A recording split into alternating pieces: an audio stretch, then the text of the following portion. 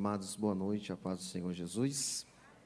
Motivo de alegria poder estar aqui nessa casa mais uma vez, sempre podendo ver as maravilhas que o Senhor tem manifestado aqui na nossa igreja mãe, aonde tudo começou, e rever pessoas que têm sido bênção para nós, foram e continuam sendo bênção para nós. Eu agradeço a oportunidade ao pastor presidente, pastor Jeová, a quem conduz o culto nesta noite, pastor Marcos Calil, pastores e obreiros que estão presentes. Deus vos abençoe poderosamente. Como já foi dito, nós estamos com um desafio ali na Samambaia, e no final de semana retrasado, nós completamos 3 anos de vida ali para a glória de Deus. 3 anos que aquela porta abriu-se e Deus tem feito maravilhas naquele lugar.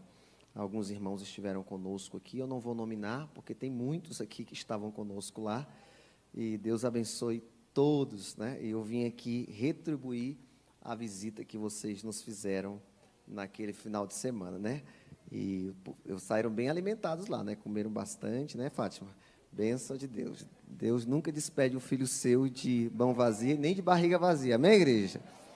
Glória a Deus por isso. E eu quero trazer uma palavra ao coração da igreja. Pega a sua Bíblia, por bondade, e localize um texto que encontra-se no Evangelho de Cristo, que Marcos escreveu, capítulo 4, verso 35. Na verdade, já era para eu ter estado aqui alguns meses atrás, mas Deus queria que eu estivesse aqui hoje. Hoje eu estou completando 16 anos e 8 meses de casamento. Quase 17 anos, né? E a Bela do Éden não está aqui hoje, né? Está em casa, está na academia, está fazendo algumas tarefas ali. E quando sair daqui, nós ainda vamos fazer uma visita pastoral, uma família que está chegando para a nossa igreja, e a obra não para, né? Eu fiquei muito feliz em ver aqui o Ebenezer News, né? Que bênção. De quem é aquela voz masculina? Que voz diferente, né? Essa voz é nova. Amém? Anderson. Ele está aqui, esse Anderson? Onde ele está? Se manifeste, Anderson. Ah, não veio hoje, né? Ah, é o tecladista. Deus abençoe o Anderson aí, voz, né? Liliane está quase da minha cor, gente. O que foi que aconteceu, hein? Efeito Lençóis Maranhenses, né? Deve ter sido isso aí. Deus abençoe todo mundo. Minha cliente preferida, a filha do Wesley, né? A pequenininha. Que bênção, né? Na nossa época não tinha isso aqui, né? Não tinha isso aqui, né? Hoje tem essa modernidade, que bênção. Tudo para a glória de Deus. Capítulo 4, verso 35. Nós vamos ler esse texto. E na saída do templo, ali você vai encontrar poucas peças. Temos alguns livros, estarão à sua disposição. Nós temos o livro do nosso pastor Adriano Melo, que é o pastor da nossa igreja de Vicente Pires. Ele lançou esse livro, O Médico da Alma, que trata sobre o especialista, daquele que promove as curas para as doenças da alma. Temos ali também Restaurando a Família, um livro muito bom, uma mensagem poderosa, baseada no livro de Jó.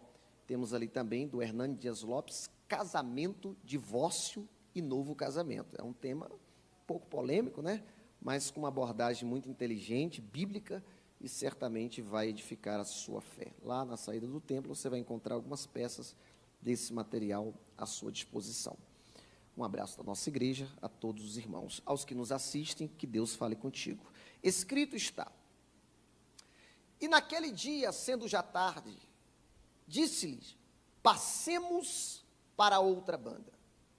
E eles, deixando a multidão, o levaram consigo, assim como estava no barco, e havia também com ele outros barquinhos.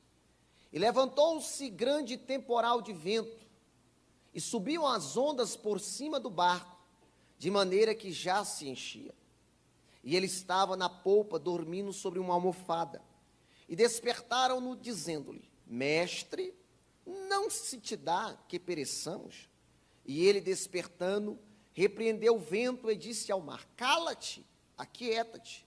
E o vento se aquietou, e houve grande bonança. E disse-lhes: por que sois tão tímidos? ainda não tendes fé? E sentiram um grande temor. E diziam uns aos outros: mas quem é este, que até os ventos e os mares se submetem à sua voz? Eu gostaria que você mantivesse a sua Bíblia aberta, e com a graça de Deus, eu gostaria de pontuar, baseando-me em um tema nesta noite. Não é do nosso perfil estar trazendo temas, mas Deus colocou uma palavra no meu coração e eu quero liberá-la aqui nesta hora. Nós vamos abordar, e toda abordagem do que nós falaremos na noite de hoje tem a ver com esta frase: sempre existe uma saída. Diga para 2 ou 3, mesmo aí distanciado, 2,5 metros, diga aí: sempre existe uma saída. Falou só para um, fala para mais um aí. Diga: sempre existe uma saída. Nós estamos aqui hoje no culto da vitória, e é importante abordarmos que, para nós vivermos as vitórias que Deus tem para nós, é fato que nós encontraremos na caminhada alguns obstáculos, algumas adversidades, algumas barreiras que deverão ser vencidas no percorrer ou no decorrer da nossa caminhada. Eu costumo sempre dizer que fé é igual carro novo, nasceu para ser testada. E esses obstáculos, essas barreiras, essas adversidades que se colocam em nossa caminhada, no decurso da nossa vida, elas servem então somente para aperfeiçoar a nossa fé. E a bem da verdade é que o objetivo primário destas são extrair aquilo que há de melhor dentro de nós. E quando nós olhamos para esse texto, nós começamos a pensar sobre vitórias, mas também começamos a analisar obstáculos que são enfrentados no caminho da vida. Quando eu estava olhando para essa palavra, o Senhor me fez ver um texto muito conhecido de toda a igreja, até porque eu estou de posse hoje de uma Bíblia de edição Promessas. Então, de Gênesis a Apocalipse, todos os versos que estão relacionados a uma promessa, eles estão grifados. E eu estava olhando o capítulo de número 43 do livro do profeta Isaías, dentre as 8.810 mil promessas que existem na Bíblia. São estas divididas em 75 temas. Esta do capítulo 43, verso 2, do livro do profeta Isaías, tratará sobre uma promessa de livramento. Uma promessa de livramento. É por isso que a Bíblia vai dizer: quando passares pelas águas, estarei contigo. Quem tem certeza que não está só? E quando pelos rios, eles não te submergirão. Quando passares pelo fogo, não te queimarás, e nem a chama arderá em ti.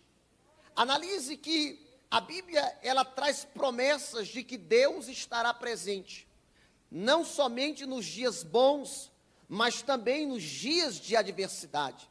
E é importante salutar que não há promessa de livrar das águas, não há promessa de livrar do fogo, mas a promessa, ela é cabal ao dizer que Deus permitirá que passemos por estas tais águas bravias da vida, e que nós passaremos também pela fornalha, pela chama, pelo fogo, mas não será para destruição.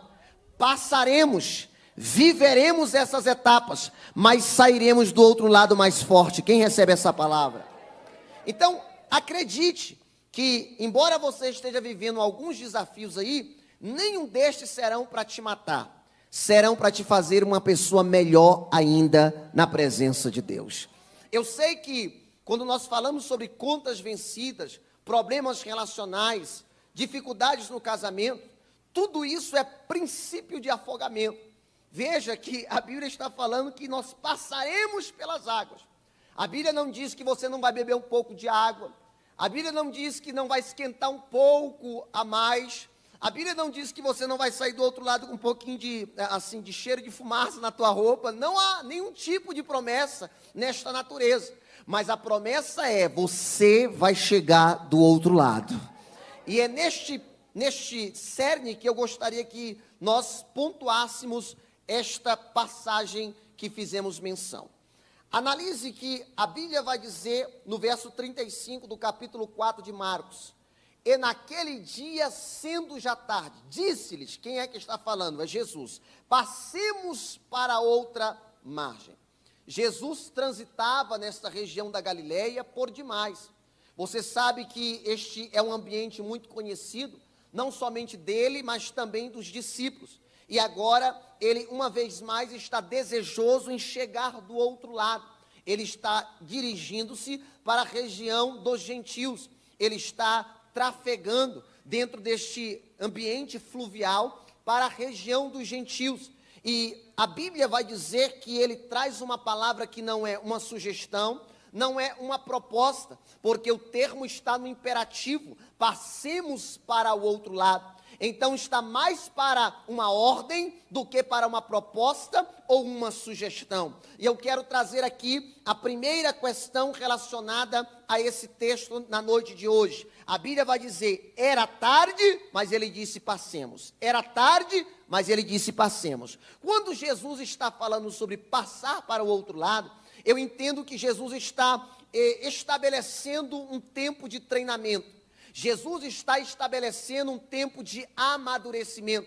Jesus está propondo um tempo de crescimento espiritual para estes homens, para estes 12, para esses aspirantes a pastores de igreja, para estes apóstolos. E quando a Bíblia diz, era tarde, mas ele disse, passemos, eu entendo que já estava próximo das 18 horas. O sol estava indo embora e a noite estava se aproximando. E eu quero trazer esta palavra, fazendo uma aplicação espiritual nessa inicial. O texto diz, era tarde, mas ele disse, passemos. Então, independentemente da hora da sua vida, Deus está dizendo aqui hoje, ainda dá tempo. Independentemente da hora da sua vida, Deus está dizendo, ainda dá tempo. Está tarde, mas dá tempo. De quê? De chegar do outro lado. De chegar aonde os teus sonhos estão falando contigo. De chegar aonde os projetos que moram dentro de você se comunicam contigo diariamente. Chegar do outro lado, aonde as orações, aos anos que você tem feito, as lágrimas que você tem derramado, os clamores e as campanhas que você tem feito, que tu acreditas que alcançarás esta dádiva de Deus, Deus está dizendo, parece ser tarde, mas ainda dá tempo. Oh meu Deus, se tivesse meia dúzia para receber essa palavra, lá atrás pega essa palavra, parece tarde, mas ele está dizendo, tu vai chegar do outro lado, parece tarde, mas você vai alcançar esta promessa. Quem pode dar glória a Deus nesta noite?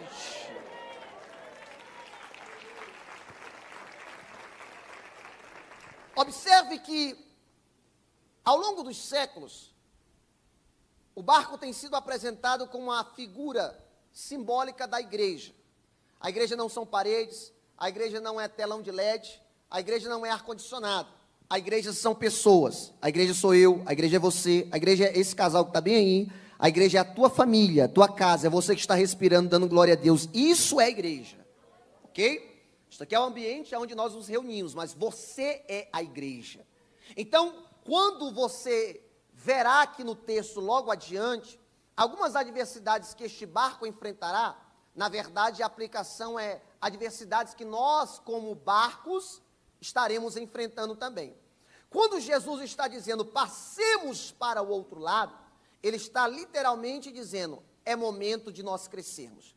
Eu preciso dizer que ficar velho é obrigatório, mas amadurecimento é opcional. É por isso que você conhece pessoas que têm muita idade, mas pouca maturidade. Você conhece pessoas que têm muito cabelo branco, mas quando você para conversar com esta pessoa, você percebe que ela tem pouco para te oferecer, porque parece que ela parou no tempo e não amadureceu. A idade chegou, A idade biológica chegou, mas a idade espiritual não se manifestou. E esse negócio de ficar velho é uma coisa muito séria, porque esses dias eu estava na frente do espelho, antigamente eu passava a máquina 3, né? E agora eu já estou na 2, que é para ver se esconde. De vez em quando está aparecendo aqui uns cabelos brancos, e eu tenho ficado assustado com isso, porque eu só tenho 37 anos de idade, eu sou muito novo. Amém, igreja? Quem concorda que eu sou novo? Eu sou muito novo, mas a bem da verdade é que eu não sou mais aquele rapaz, quando chegou aqui na Batista Ebenezer, com 17 anos. Eu já tenho 37. Já são quase 21 anos. O tempo passa, eu sou pai, minha filha vai fazer 13 anos já, daqui a pouco 15, daqui a pouco 18. Eu sei que muitos aqui eu não vou pontuar, mas eu sei que tem muita gente aqui que já é avô, glória a Deus por isso. E tem um aqui do meu lado, aleluia, já são avós, né? Mas eu lembro dessa turma aí que não era nem pai na época, né? Quando nós chegamos aqui, e hoje já são avós. Isso é o tempo. O tempo, ele passa, e vale a pena dizer que o tempo, ele não perdoa algumas decisões que nós tomamos. Jesus está dizendo, é momento de atravessar, é momento de chegar do outro lado, é momento de alcançar a outra margem. Nós sabemos que um dos maiores desafios para a vida do ser humano é enfrentar o desconhecido. Embora eles conheciam aquela região, eles vão se deparar com uma situação que eles não haviam enfrentado ainda.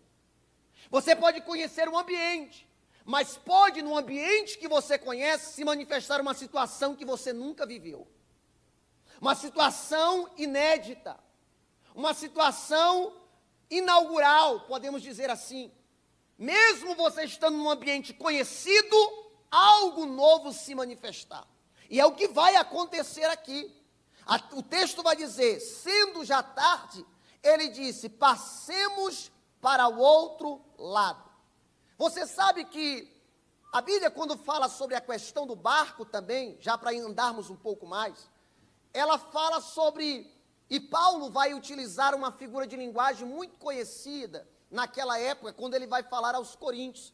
Em 1 Coríntios capítulo 4, versículo 1, ele vai dizer que os homens nos considerem como ministros de Deus e despenseiros dos mistérios de Jesus. A palavra ministro ali, no original, é ruperetes, que significa remadores. Paulo está falando sobre aqueles homens que ficavam nos porões das embarcações, de maneira que as pessoas não conseguiam visualizar estes, não conseguiam enxergar essas pessoas. Eram os escravos, eram as pessoas que recebiam essa incumbência de estar manejando os remos para que eles pudessem deslocar aquelas embarcações. Ninguém os via, mas via o efeito daquilo que eles faziam. E é possível que estejam pessoas me ouvindo aqui nesta noite e que precisam ouvir esta palavra. Ninguém lhe vê, mas tu está lá. Aleluia, ou você está lá. Ninguém lhe vê, ninguém lhe enxerga, mas suas ações, elas são visíveis a todos os dias. Então, os ministros são necessários. O Senhor está chamando eles para serem ministros. E ministros encontrarão dificuldades nas suas caminhadas. Ele disse, passemos para o outro lado. E aí a Bíblia vai dizer no verso 36, e eles deixando a multidão, o levaram consigo assim como estava no barco, e haviam também com eles outros barquinhos. Analise que não é só o barco em que Jesus está, que está transitando, trafegando por essas águas. Existem outros barcos também, existem outros seres humanos, existem outras pessoas. Então, o convite ou a palavra de ordem ao crescimento também vai ser obedecida por aqueles que estão ao derredor, por aqueles que não estavam tão próximos do Cristo, para os condiscípulos, para os discípulos dos discípulos, porque o exemplo arrasta, diga amém por isso. Então todas essas pessoas agora resolvem atravessar juntamente, e aí a Bíblia dirá da seguinte maneira, no versículo de número 37, e levantou-se um grande temporal de vento, Em outras traduções dirá, e levantou-se uma ventania furiosa. Em outras traduções dirá, e levantou-se um tremendo vendaval. Em outras traduções dirá, e levantou-se um grande tufão. Não importa, é a mesma coisa, é adversidade. Pastor, como é que tempestade começa? Desse jeito, e levantou-se. Mas sem mandar um zap dizendo que está chegando? Mas sem mandar um telegrama? Mas sem mandar um pré-anúncio, um precursor dizendo, estou chegando? É desse jeito. E levantou-se um grande temporal de vento. É um tufão. É um tempo diferente. É a água sofrendo um efeito do vento. É uma situação completamente inusitada e inesperada. Se você pensar um pouquinho, hoje, acho que foi hoje, logo nas primeiras horas deste dia, o Ítalo Ferreira, ele pregou uma primeira onda antes de ganhar o ouro olímpico, e você, se você assistiu e teve a oportunidade, você deve ter visto que a prancha dele quebrou, porque o vento estava vindo da direita, e as ondas tornaram a arrebentação extremamente agressiva. Porque as ondas, elas não perdoam. Se você não dançar conforme ela está tocando a música, ela te quebra. Ela quebra os seus bens. Ela quebra o que você tem. Ela quebra a tua família. Ela quebra o teu ministério. Ela quebra a tua vida sentimental. Elas vêm, elas se levantam, elas nascem. Agora, para nós darmos o glória a Deus oficial desta noite, porque eu estou bastante animado hoje. Pega aí, o grande milagre desse texto, encontra-se em uma única observação. Qual? Quando a tempestade chegou, Jesus já estava lá.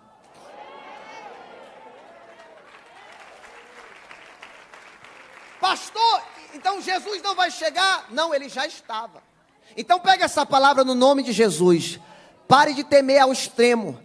Pare de se preocupar ao extremo. Pare de perder noites de sono ao extremo. Jesus está dizendo, eu não vou chegar, já cheguei. Eu não vou vir, eu já estou. Ah, se tivesse meia dúzia para pegar essa palavra. O Espírito de Deus está dizendo, é nesta noite que você vai mandar um WhatsApp para a aflição e vai dizer para ela, você perdeu mais uma vez. Quem pode adorá-lo? Levantou-se um grande vendaval, ondas bravias, mar empolado, tempestade,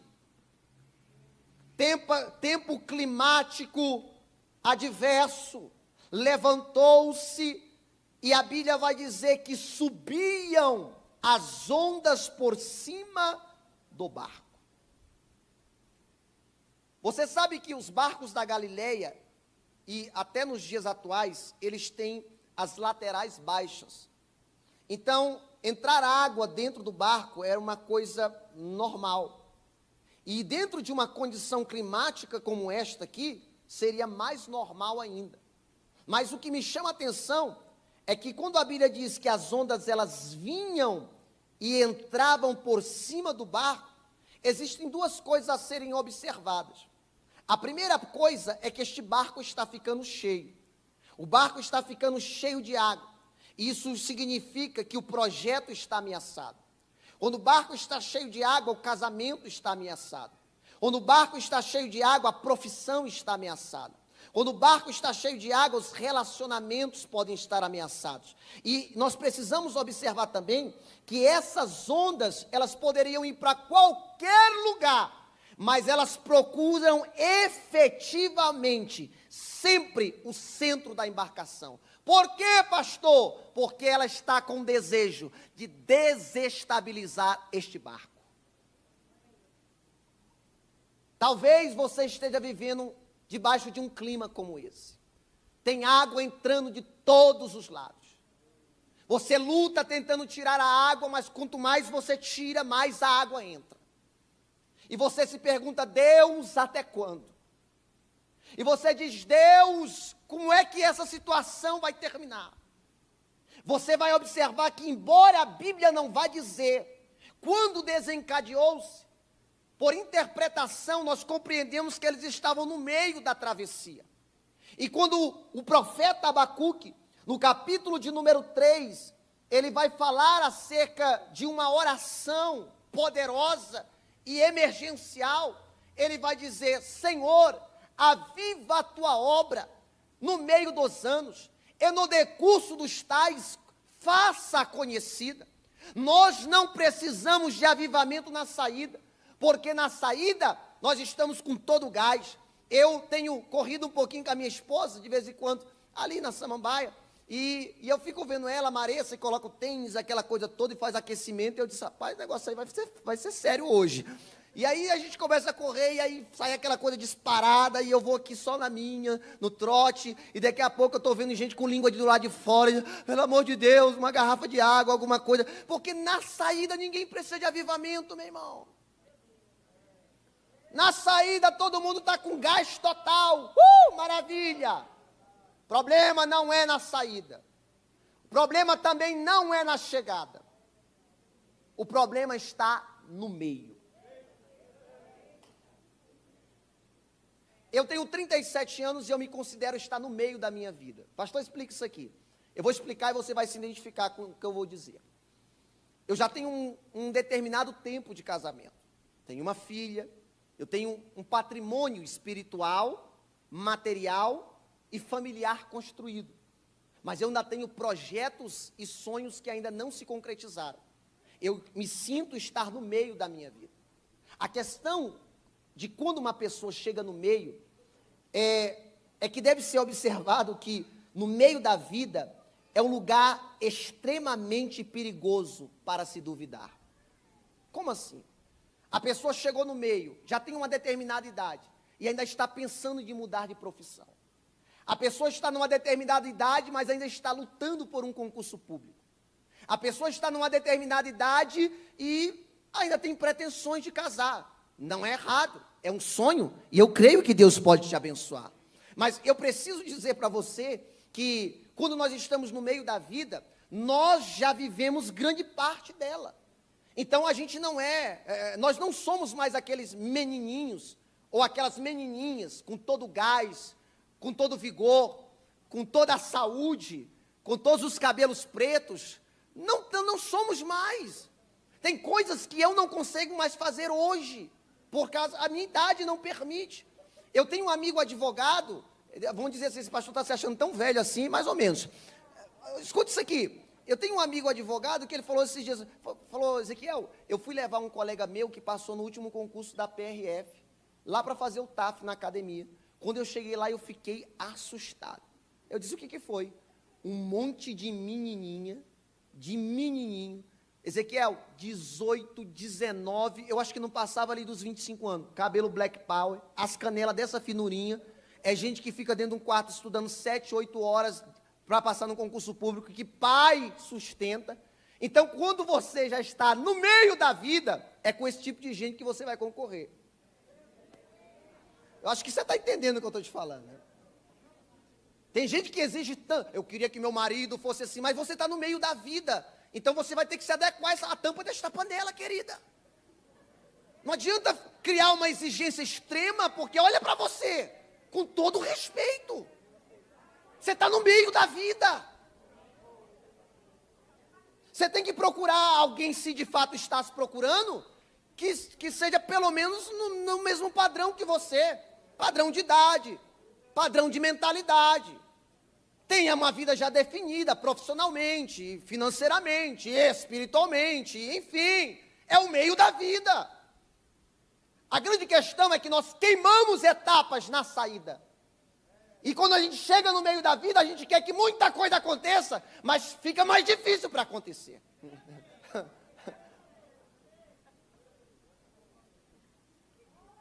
E aí a gente faz campanha, a gente ora. Pastor, Deus é poderoso? Claro, sempre será. Pastor, Deus pode fazer? Pode. Mas eu acabei de te apresentar, com quem que você está disputando o concurso público?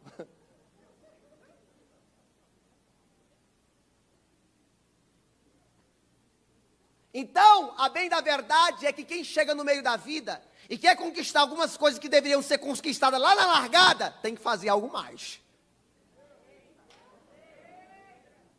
Tem que ter um esforço além, querido. Tem que fazer alguma coisa a mais para você alcançar. Porque senão você vai ver a vida passar e vai chegar lá do outro lado frustrado, dizendo não aconteceu, Deus não foi fiel, e alguns até se desviam da presença de Deus. Eu sei o tamanho da seriedade do que prego nesta noite. E o espírito de profecia que está sobre o meu ministério está comunicando verdades espirituais ao coração de muitos que estão aqui e que estão nos assistindo. Esse é o meio da vida. Esses homens estavam também no meio. E a onda veio.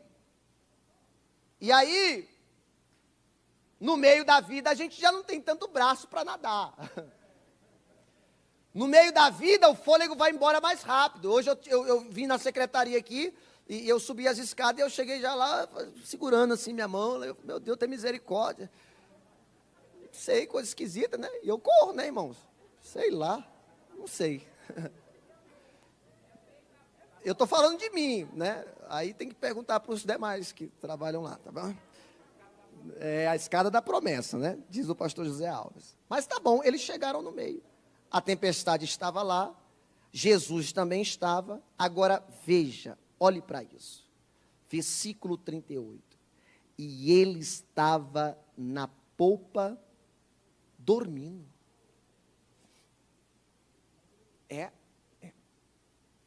Sobre uma almofada. Então, qual é a lição que Jesus está querendo nos ensinar?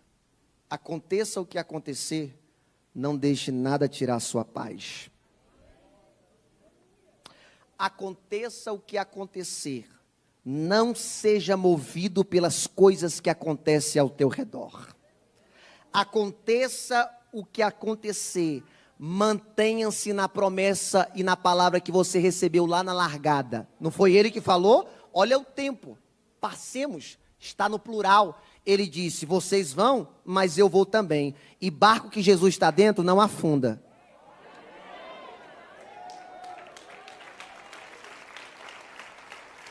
Então a gente tem que parar com esse desespero. Pastor, estou no meio da vida e agora? Fique tranquilo. Mas não pare de remar. Ficar tranquilo não é ficar acomodado. Quem está pegando isso aqui? Ficar tranquilo significa confio em Deus, mas faço a minha parte. Não largue o remo. Continue. Se o teu sonho é ministerial, se o teu sonho é profissional, se o teu sonho é sentimental, percorra, corra. Se às vezes cansar, ande. Mas eu creio que aquele que te prometeu vai te ajudar a chegar do outro lado. Oh meu Deus, eu estou sentindo a tua presença nesta noite. Quem pode levantar a mão para receber essa palavra? Deus quer ser adorado nesta noite. O Espírito de Deus quer receber a genuína e verdadeira adoração dos adoradores. Porque eu entendi na minha caminhada que o melhor de Deus é para aqueles que oferecem o melhor para Deus.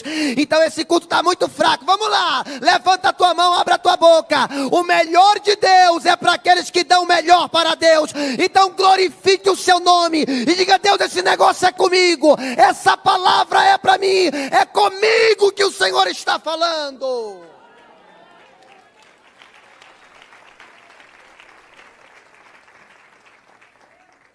A tempestade se levantou, mas Jesus estava dormindo. Por quê? Porque Jesus possuía uma linguagem de comunicação com as tempestades da vida. Só por isso que ele estava dormindo.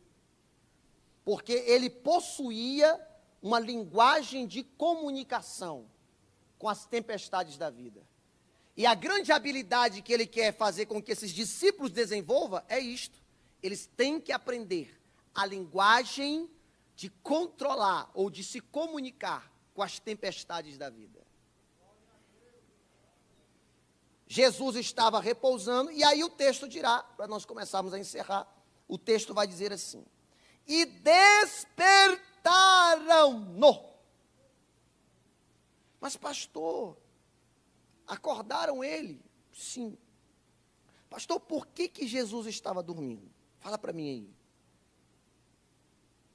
Jesus estava dormindo aqui, como parece estar dormindo na vida de muitas famílias que me ouvem.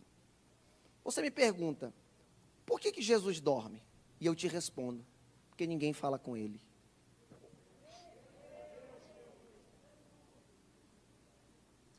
Quando você ignora a presença de alguém, esse alguém vai embora. Deixa eu ser claro, quando você ignora a presença de Jesus, as coisas ao seu redor começam a ficar tumultuadas. Você só corre atrás de dinheiro, e de canudo, e de graduação. Isso é preciso, é muito necessário. Mas Jesus está falando contigo sobre ministério, está falando contigo sobre o teu casamento, só que você não tem tempo para ouvir. E aí, parece que ele está dormindo na nossa vida. A gente fala, a gente anda, nós nos comunicamos, viajamos, comemos, dormimos, e Jesus está onde? No mesmo lugar aonde sempre esteve. E aí, veja, a palavra diz, e despertaram-no. Fizeram uma força para que ele viesse, ou saísse daquela condição de sono. Por quê? Dormiu? Porque ninguém falava com ele. Hoje nós vamos aprender uma lição aqui, de muitas que estamos aprendendo. E uma delas importantíssimas. Relacionamento é baseado na confiança. Quem não se relaciona, não consegue confiar. É por isso que muitas pessoas se desesperam, se descabelam. Alguém me presta uma folha de cheque, me presta um cartão de crédito, não sabe o que fazer, começam a tomar decisões erradas na caminhada, no momento em que as tempestades começam. Mas o grande problema não é no momento que a tempestade começou. O grande problema é que a vida desta pessoa já não denota alguém que tem um relacionamento, que fala, que vem para a oração de manhã, que clama a Deus, que abre a sua Bíblia para ler. Eu estou sentindo que o glória a Deus está diminuindo, mas nem no final da mensagem. Eu acho que o glória a Deus foi lá para o congestionamento do centro de Itaguatinga, será, gente? Não é possível. Quem tá comigo aí? Cadê a igreja viva do arrebatamento lá atrás, da glória aí? Eu, hein? Por que ele dorme? Porque ninguém fala com ele. Então, a partir de hoje, você vai colocar as prioridades no lugar certo. A partir de hoje, o seu dia só vai começar depois que você falar com Jesus. A partir de hoje, a tua vida espiritual que estava para baixo, ela vai dar uma guinada. E ela vai subir, subir, subir. De maneira que quando tu precisares do Deus que tu serve, não precisarás fazer muito esforço para Ele te ouvir. Porque Ele estará sempre atento ao teu clamor. Quem recebe essa palavra. Despertaram-no dizendo, mestre, o senhor não tem nem um pouco de preocupação de esse barco afundar não, mestre? Aí o texto vai dizer, e ele levantando. Então, levanta a mão e pega essa palavra, estamos terminando, é só uma reflexão. Esse negócio que a gente acredita que seja jargão de pregador, que Deus está se levantando, não é jargão não, é bíblico, está bem aí, ó. A Bíblia diz, e Jesus se levantou. E ele se levantou aqui. Ele não vive se levantando toda hora, ele se levanta na hora necessária, aleluia. E aqui ele se levantou, e eu creio que ele está se levantando aí também nessa situação, nessa circunstância, nesta causa, neste problema, neste desafio, ele está se levantando aí também. Para que ele se levanta? Para fazer isso. Os ventos vêm. É uma aula de ação, causa, efeito. O vento vem, bate na água, que bate no barco. O vento vem, bate na água, que entra no barco. Quando ele se levanta, ele vai na fonte do problema. Jesus, ele vai primeiramente neutralizar o agente da aflição.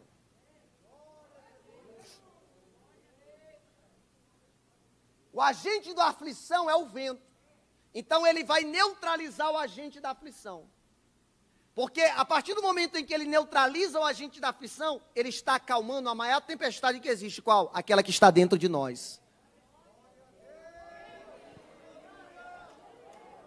É a fonte onde toda a problemática começou. Quem está comigo? É onde a coisa brotou. Começou pequena, mas olha o tamanho dela. Quando a Bíblia diz ondas por cima do barco, está falando de situações que estão maiores do que nós imaginamos. Começou pequena, discreta, como que não queria nada, e hoje está tomando uma proporção grande demais. Então ele vai lá na fonte, para quê? Para bloquear, neutralizar o agente da aflição. Primeiro ele repreende o vento. Só que repreender o vento não quer dizer que o problema foi embora. Por quê? Porque as águas ainda estão agitadas. O vento provocou muitas ondas. Então elas continuam ainda levando o barco de um lado para outro à deriva. Então ele neutraliza a fonte da aflição, mas agora ele vai resolver o problema que está mais próximo. Isso são etapas, gente. Isso são etapas. Tem dia que a gente acorda e diz, Senhor, não vou aguentar mais essa situação. Tem misericórdia. E você faz aquela oração de sinceridade dentro de você. E você vê Deus fazendo. Quem já viu Deus fazendo? E você vê Deus fazendo, literalmente, Ele bloqueia a fonte da aflição. Embora você perceba que existem algumas coisas ainda difíceis e fora do lugar, ao seu derredor, mas a fonte da aflição foi bloqueada. Aleluia por isso. E eu vejo Ele fazendo isso nesta noite, igreja. Aleluia, Ele está, aleluia, neutralizando o agente da aflição, aquilo que te atemoriza, aquilo que te perturba, aquilo que tem tirado o teu sono, aquilo que tem te levado a colocar remédio controlado na boca, aquilo que tem te levado a tomar calmante, Ele nesta noite está neutralizando. E eu concluo aqui e oro. Ele diz: e repreendeu o vento, mas com o mar ele fala. Com o vento ele repreende, mas e o mar? Ele vai conversar. E a palavra dele foi essa: cala-te, emudece, silencia, não fala mais nada.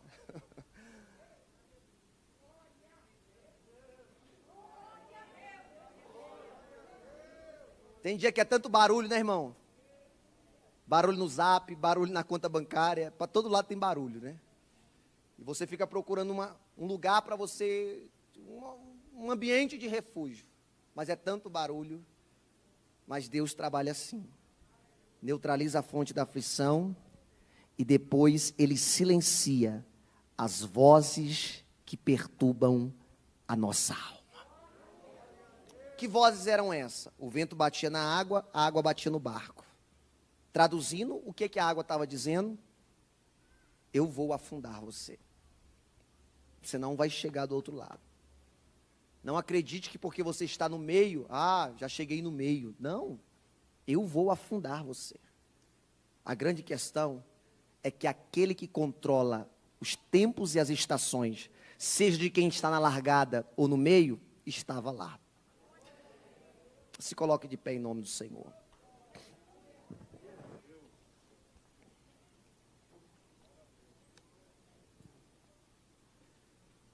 Antônia Alves, Miqueias, Ministério de Louvor, por gentileza.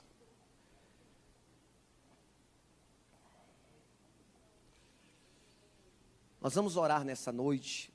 Os pedidos de oração já estão aqui. Os homens de Deus estão aqui na frente. Eu quero orar por você antes de passar a palavra. Quero abençoar a tua vida. Jesus se torna alguém longe de nós, mesmo estando em nosso barco. Porque as nossas atitudes acabam levando Jesus a estar distante de nós, mesmo estando dentro do nosso barco. Isso é uma lição. Os discípulos estavam a ponto de se afogar. Por que discípulos se afogam? Porque deixam de crer. Por que discípulos se afogam? Porque estão mal posicionados na sua confiança. Sua confiança não pode ser em homens, sua confiança tem que ser no Senhor que te chamou. quando ele neutraliza a fonte da aflição e silencia a problemática mais próximo dos discípulos, há uma manifestação, quando a Bíblia vai dizer assim: e o vento aquietou-se, e houve grande bonança. Ele se levanta e a paz chega. Ele se levanta e a paz se estabelece. Ele se levanta e tudo volta ao normal. Ele se levanta e as coisas se estabelecem. Quem recebe essa verdade? Aí logo em seguida começa um diálogo. Jesus dá uma palavra admoestativa, mas incentivando eles também. Por que vocês são tão tímidos? Ainda não tendes fé? Sobreveio um grande temor sobre eles. E a Bíblia vai dizer: começaram a conversar entre si dentro do barco. Quem é este? Quem é este? Que até os ventos e os mares se submetem à sua voz. 2 anos e 7, 8 meses mais ou menos que esses homens já andavam com Jesus. Mas esse termo, quem é este, mostra alguém que não conhecia. Se alguém tem uma atitude em relação à minha pessoa, que já anda comigo há muito tempo, e é uma atitude que eu não esperava, eu dizer: rapaz, mas quem é você, hein? Não é assim que a gente faz? E o que está acontecendo aqui é isso. Eles estão dizendo: Pedro, Bartolomeu, você sabe quem é ele? Mateus, você sabe quem é ele? Tomé, você conhece ele? Eu não sabia que ele tinha poder de fazer isso.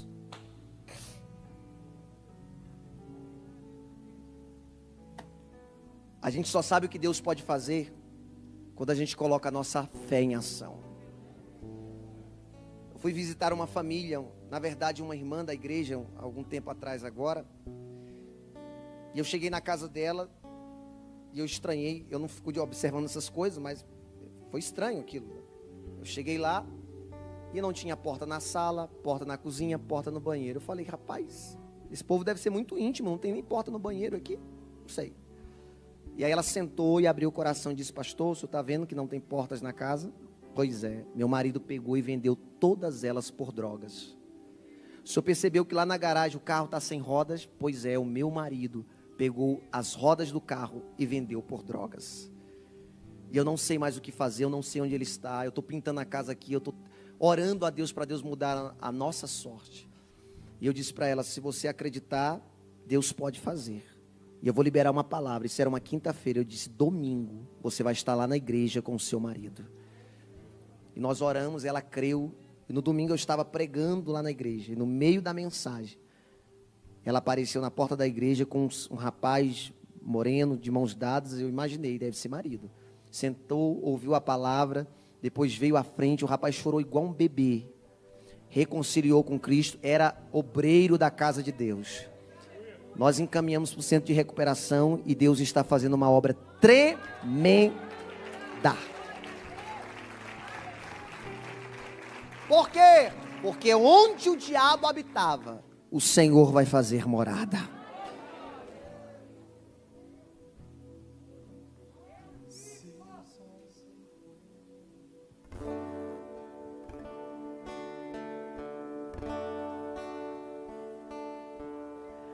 Havia um travesseiro sobre a cabeça de Jesus.